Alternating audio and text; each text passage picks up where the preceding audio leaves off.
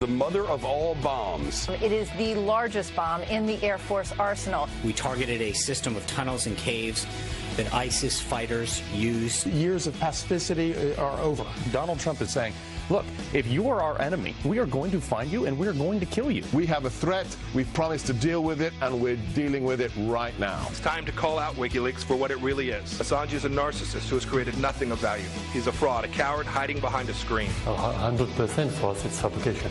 Assad is basically asking the world to believe him rather than our lying eyes that have all seen these videos. What happened to my dad should have never happened to any human being. This lawsuit, hopefully, will create a not just national discussion, but international. I can't hear you through the glass, but we'll see. We'll read your lips. We'll wave to you. Right. I think it's also important. You just pointed out, too, you have that press conference with that lawyer for the United Airlines passenger that's dragged out the plane. Longer than General Mattis's press conference earlier in the week explaining why we use 59 Tomahawk missiles. But the guy was really enjoying his moment in the sun. A little bit too much. The attorney? All right. He dreaming of his payday. Yeah, obviously he's going to get a big one. He's going to get paid a lot. His daughter's so adorable. She's cute. All right, well, we start with this. A Fox News alert. 3 dozen ISIS militants dead. They were killed when the U.S. unleashed the mother of all bombs, 22,000 pounds of dynamite. It is a show of force heard around the world this morning. Our own Leland Vittert live from the White House with the latest on that. Leland, good morning. Brian Ainsley and Pete, good morning to you. The symbolism of this is certainly not lost on the White House here. This bomb is uniquely suited to clear out the cave complex that ISIS fighters had taken over there in eastern Afghanistan. About 22,000 pounds. In the words of one U.S. official, they kicked it out the back of a plane, a C-130 there just along the border. This is video of when this bomb was originally tested, and you can see the blast radius is about a mile. That cloud is going to go about 10,000 feet in the air. And equally important to the fireball here is how it sucks all of the oxygen out of the area where it explodes. So it penetrates down in terms of its killing ability into a cave complex like the one there in Afghanistan that ISIS had taken over. The Wall Street Journal reports that that cave complex was originally used as a gem mine and now is being used by ISIS as a staging area and a military compound. Rather, I should say, was used as a military staging compound there for ISIS. The president alluded to the idea that he wasn't necessarily personally involved in the decision to drop the bomb, but certainly was pleased with the result. We have the greatest military in the world, and they've done a job as usual. So we have given them total authorization, and that's what they're doing. And frankly, that's why they've been so successful lately. If you look at what's happened over the last 8 weeks and compare that really to what's happened over the last 8 years, you'll see there's a tremendous difference. And there were a lot of questions about what message this might send to North Korea. The president said he didn't know what message it sent, but certainly the White House here, as they worry about North Korea, is looking towards this weekend when there is a rumored possible North Korean nuclear test planned. Guys, back to you. All right, thanks a lot, Leland. So it's pretty astounding, number one, that we're in the Tora Bora region, I guess these two provinces, and there's still a network of caves out there. Didn't we handle this in 2001? Number two, that ISIS feels as though they can infiltrate back into that area. For those who say, why are we still in Afghanistan? We'd be back in there had we left earlier. And finally, when you look at what's happening in that area, only 36 dead. I think a substantial thing has taken place in a message sent. But I'm astounded to see that Russia and Iran are now having a meeting about the future of Afghanistan when we're the ones who've been there for 15 years. They're actually having a session about the future, meeting with Taliban officials about a new Afghan government. What do you think about it? Well, because we've been headed for the... Yeah, I served there in 2011, 2012. We've been headed for the exits in Afghanistan under Barack Obama for a long time, sending signals that we're not as interested in finding a solution there. And it is a difficult solution. Look at Nangarhar province where this happened.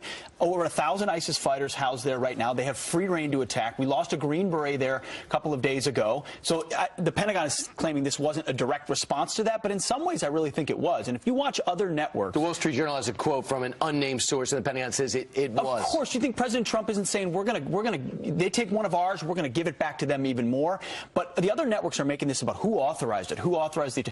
Doesn't matter. I think it's cool that he says the generals authorized this, the military. They're the boots on the ground. They're the ones that can make the decisions. I look to them. They're the experts. I'm not. Precisely correct. And the military loves that too. All you want is decision-making pushed down to the closest level to unleash and empower commanders who really know what it takes to destroy the enemy. You've got this kind of ordinance. The general on the ground says, I want to use it because I've got an area that I can't touch with guys unless I'm going to lose Americans. Yeah. So you save American lives by dropping a bomb like this. Well, the president was on the campaign trail. He said, I'm going to bomb the blank out of ISIS. He's doing that, killing these, how many was it, 36 ISIS members, ISIS fighters? And that's reported by the Afghan government. It could be a lot more than that, too. All right. Well, it's a start, at least. Yep. And Sebastian Gorka, who is a terrorist expert, he also works for Donald Trump. He was agreeing with him. He said this is totally different. Remember the president in that clip we just showed? The president said the last 8 weeks have been totally different than the last 8 years. And Gorka agrees. Listen to this. If you read the memoirs of Secretary Gates, of Secretary Panetta, it's stunning. Obama's own principals, their own secretaries, talk about NSC meetings that last for 3 to 4 hours with nobody taking a decision. That was the last 8 years. That was the reality of the red lines. Along comes President Trump. That's gone. We have a threat. We've promised to deal with it, and we're dealing with it right now. And Secretary of Defense Hagel, same thing. So he just drive him nuts. Hagel was a Vietnam veteran, would sit there whether he thought he was great or terrible as Secretary of Defense and say, can we make a decision? He'd see a bunch of these 30-somethings sitting there talking hypothetically about war, and they leave and go with absolutely no decision made. It was driving him crazy. That's exactly right. It's the idea of an academic-based ivory tower foreign policy where they want to please everybody and make political calculations versus a belief in America that America needs to lead and that we need to viciously destroy and kill our enemies who want to viciously destroy us. So use what you have at your disposal, and in this case, we did. So what's the Democrats' reaction to all this? Elizabeth Warren weighs in.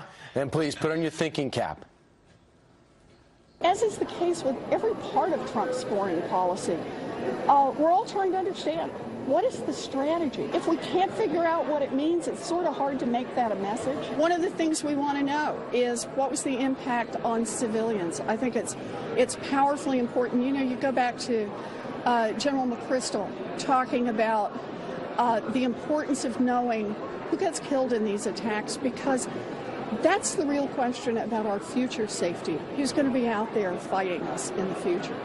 Those are some excellent questions. Let me answer them for you. I'll tell you, he doesn't want to release his strategy. He's told us he's not going to tell us what his plans are for the evil dictators in other countries. He also, I can tell you this, though, I think his strategy would be to kill people who want to kill us. And we need to prevent them from coming over here, and we need to keep America safe. And that's why people went to the polls to vote for him. That's right. Another answer is 0 civilian casualties is what's been reported so far. But it's a reflexive desire to blame America or find blame or fault in our actions. I also love how the left loves, if they quote the name of a general, then they must be smart. So it's like, I'm going to throw General McChrystal in there. Listen, General McChrystal is a counterinsurgency expert, one of the best generals we have. But if you understand counterinsurgency, which is what we're not conducting right now in Afghanistan, then the idea of civilian casualties is changed and the impact of those civilian casualties. But even the failing New York Times falls in line predictably, saying this attack risks backlash. You know, of course, the subtext is we kill a bunch of ISIS fighters with an ordinance that we have, but what's the backlash going to be against us? We've got 8,400 people fighting a two-front war between the Taliban and ISIS. Sometimes ISIS fights the Taliban, and all the time they're looking to fight us. Yes.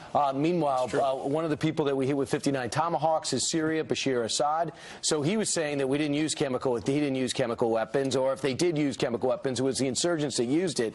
But now listen to his latest explanation to what took place leading up to the U.S. response. The United States is hand in glove with the terrorists. They fabricated the whole story. We don't know whether those dead children, were they killed in Khan Shaykhun, were they dead at all? Were those children dead at all? He's saying they could have been child actors. Literally is what he said in the interview. We saw the video. We interviewed someone on our show right after that said he had lived through one of these attacks, a sarin gas attack, and he said he watched all of his family members die.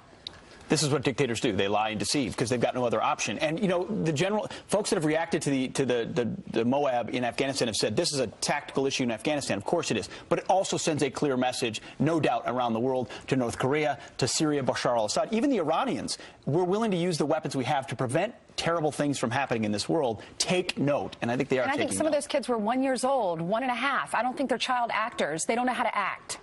That there should have been a laugh track in that comment if it wasn't so serious. Right. And, you know, listen, General Mattis got ahead of the whole thing, explained exactly what went into it. 2 days later, the Russians had their explanation, and now 3 days later, that yesterday was laughable. It's an open and shut case, which is why we have real leverage over Russia as it pertains to Syria, which is what I think. This is where the Trump administration is thinking very strategically.